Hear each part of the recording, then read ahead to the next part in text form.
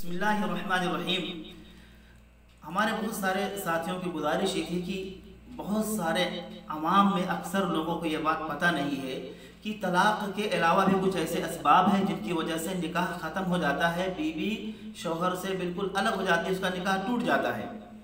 تو لوگ صرف طلاق کو ہی سمجھتے ہیں، تو طلاق کے علاوہ بہت سارے اسباب ہیں جن کو میں کچھ کو بتا رہا ہوں اور کوشش کرتا ہوں کہ صحیح طریقے سے آپ لوگوں تک یہ بات پہنچ جائے، کیونکہ اللہ کے نبی نے فرمایا بلغوا عنی ولو آیہ، اگر ایک آیت کا بھی علم ہو تو اسے لوگوں تک پہنچاؤ۔ تو جو میرے پاس ہے میں آپ لوگوں تک پہنچانے کی کوشش کرتا ہوں۔ آپ لوگوں سے گزارش ہے کہ میری حوصلہ افزائی کے لیے ہمارے چینل کو سبسکرائب کریں اور ویڈیو کو شیئر کریں۔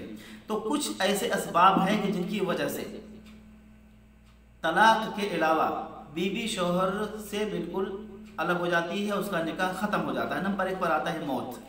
موت کی وجہ سے بیوی شوہر سے خود بخود اس کا نکاح ختم ہو جاتا ہے۔ اب عدت کے موقع میں بھی اگر کوئی چاہے تو نکاح کا پیغام دے سکتا ہے، بعد میں اس کے ساتھ شادی کر سکتا ہے۔ اسی طریقے سے خلا، بیوی کا مطالبہ شوہر سے اگر ہو کہ آپ مجھے طلاق دیجئے اور میں بدلے میں آپ کو مہر دیتی ہوں یا کچھ پیسہ دیتی ہوں، تو اس عمل کا نام ہے خلا۔ اس کی وجہ سے بھی بیوی شوہر سے بالکل الگ ہو جائے گی اور اس کا نکاح ختم ہو جائے گا۔ تیسرے نمبر پر سب سے اہم ہے، اس کو غور کرنے کی ضرورت ہے۔ میں اپنے نوجوان دوستوں اور ساتھیوں سے مخاطب ہوں کہ اگر کسی نے اپنی بیوی سے اس طریقے سے قسم کھائی کہ میں 4 مہینے تک تم سے جماع نہیں کروں گا، تم سے ہم بستری نہیں کروں گا، اور اس نے 4 مہینے تک ہم بستری نہیں کی، جماع نہیں کیا بیوی سے، تو اب اس کا نکاح بیوی سے ختم ہو جائے گا، بیوی کا نکاح شوہر سے ختم ہو جائے گا اور طلاق بائن پڑ جائے گی۔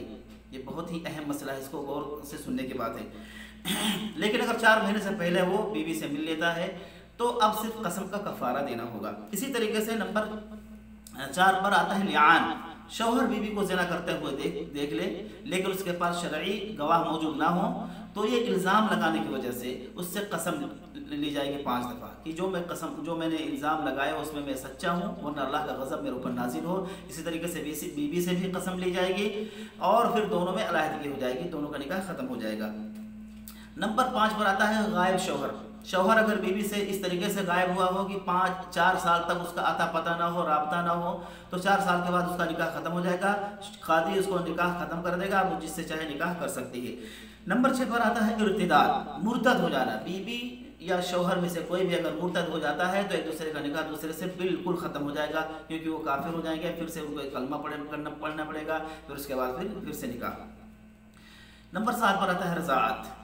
2 لوگوں کا نکاح ہوا تھا لیکن پتہ نہیں تھا اس وقت کہ دونوں رضاعی بھائی بہن ہیں، لیکن بعد میں پتہ چلتا ہے اور اس پر گواہ بھی ہیں جو لوگ یہ کہہ رہے ہیں کہ یہ دونوں رضاعی بھائی بہن ہیں، تو اس وقت دونوں کا نکاح ختم ہو جائے گا، قاضی نکاح کو ختم کر دے گا۔ نمبر 8، کسی بھی سنت رواتب کا، سنت محمدیہ کا جان بوجھ کر کے مذاق اڑانا۔ اگر کوئی جان بوجھ کر کے کسی سنت کا جو سنت رواتب سے ثابت ہے، صحیح حدیث سے ثابت ہے، اس کا مذاق اڑاتا ہے تو اب وہ کافر ہو گیا، دین اسلام سے خارج ہو گیا، جس کی وجہ سے اب اس کا نکاح بھی ختم ہو گیا۔ تو کلمہ پڑھے اور پھر سے وہ نکاح کی تجدید کرے، نکاح پڑھائے۔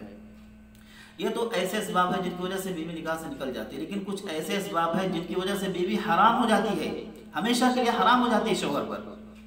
یہ سب سے اہم چیز ہے، اس لیے اس کو زیادہ سے زیادہ پھیلانے کی ضرورت ہے، زیادہ سے زیادہ لوگوں تک پہنچانے کی ضرورت ہے کہ کون سے ایسے اسباب ہیں جس کی وجہ سے بیوی حرام ہو جاتی ہے ہمیشہ کے لیے۔ تو میں ان والد سے مخاطب ہوں، اس میں بھی شامل ہوں، تمام لوگ شامل ہیں جن کی بیٹی تقریباً 9 سال کی ہو گئی ہو یا بالغ ہو گئی ہو، تو ان سے کوئی ایسی خدمت نہ لے جس کی وجہ سے شہوت بھڑکنے کا خدشہ ہو۔ اگر شہوت کی نگاہ سے اپنی سگی بیٹی کو یا سوتیلی بیٹی کو دیکھ لیا، شہوت کی نگاہ ہے، شہوت اس کے دل میں آ گئی ہے اور چھو لیا، تو اب اس کی بیوی یعنی اس لڑکی کی ماں اس کے لیے ہمیشہ کے لیے حرام ہو جائے گی۔